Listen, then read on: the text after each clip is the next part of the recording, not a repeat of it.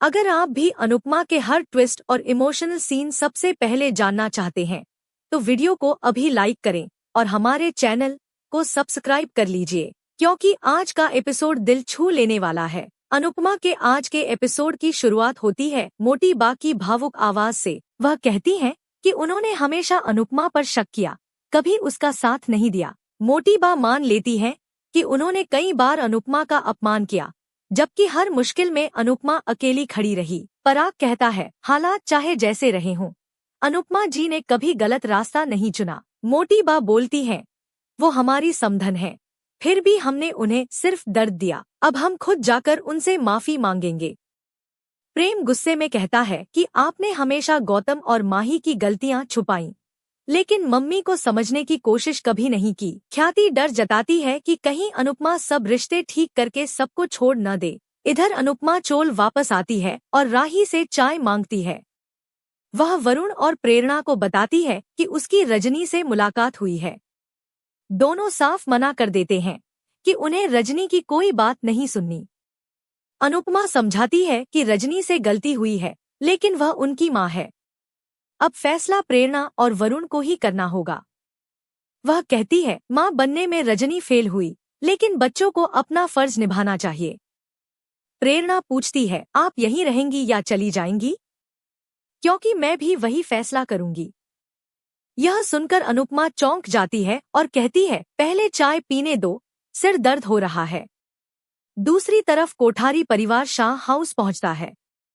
मोटी बा लीला के बारे में पूछती हैं। बाबूजी बताते हैं कि वह मंदिर गई है। मोटी बा सबके सामने माफी मांगती है। पराग कहता है कि अनुपमा ने उनका घर बचाया है, वे हमेशा एहसानमंद रहेंगे।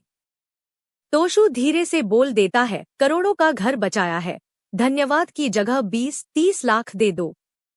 बाबूजी कहते हैं, अच्छा हुआ लीला नहीं है, वरना ताना जरूर मारती। मोटी बा अंश को गले लगाकर जमाई जी कहती है। प्रार्थना भी पराग से लिपट जाती है, पर तभी तोशु बोल देता है, मेरी बेटी आपके घर वापस नहीं आएगी। मोटी बा नरमी से कहती है कि परी को पूरे सम्मान के साथ वापस ले जाना चाहती है, लेकिन किंजल कहती है, फैसला परी का होगा। उधर चोल में सब भगवान की पूजा करते हैं, फिर जश्न शुरू हो जाता है। अनुपमा सबके साथ डांस करती है।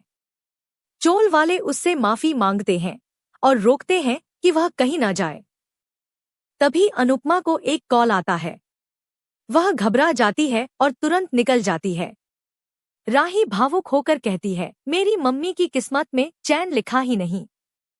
कोठारी हाउस में घर सज रहा होता है, सब खुश होते हैं। तभी माही और गौतम आते हैं। माही चक्कर आने का नाटक करती है। ख्याति ताना मारती है कि जब घर नीलाम हो रहा था तब भाग रहे थे, अब सब ठीक हुआ तो कमजोरी आ गई। गौतम अपनी सफाई देता है, लेकिन प्रेम और राजा उसकी क्लास लगा देते हैं। पराग साफ कह देता है, एहसान जताने वालों के लिए गेस्ट रूम है। गौतम अंदर ही अंदर सोचता है कि पराग ने चालाकी से खेल पलट दिया। इसी बीच अनुपमा प्रार्थना को लेकर शाह हाउस पहुंचती है। पता चलता है कि प्रार्थना को लेबर पेन हुआ था और सब हॉस्पिटल गए थे। अनुपमा सबको भरोसा दिलाती है कि सब ठीक है। मोटी बा आते ही कहती है, आप आ गई तो हमारी सारी चिंता खत्म हो गई। पराग हाथ जोड़कर अनुपमा को धन्यवाद देता है। अनुपमा मुस्कुराकर कहती है, सच की लड़ाई में हम दोनों साथ थे, इसलिए जीत मिली। यही एपिसोड खत्म हो जाता है। अगले एपिसोड में दिखाया जाएगा। पराग मोटी बा के जन्मदिन पर शाह परिवार को बुलाता है। प्रेम और राही करीब आते हैं, लेकिन राही कहती है कि उसे बच्चा नहीं चाहिए। यह बात मोटी बा सुन लेती है।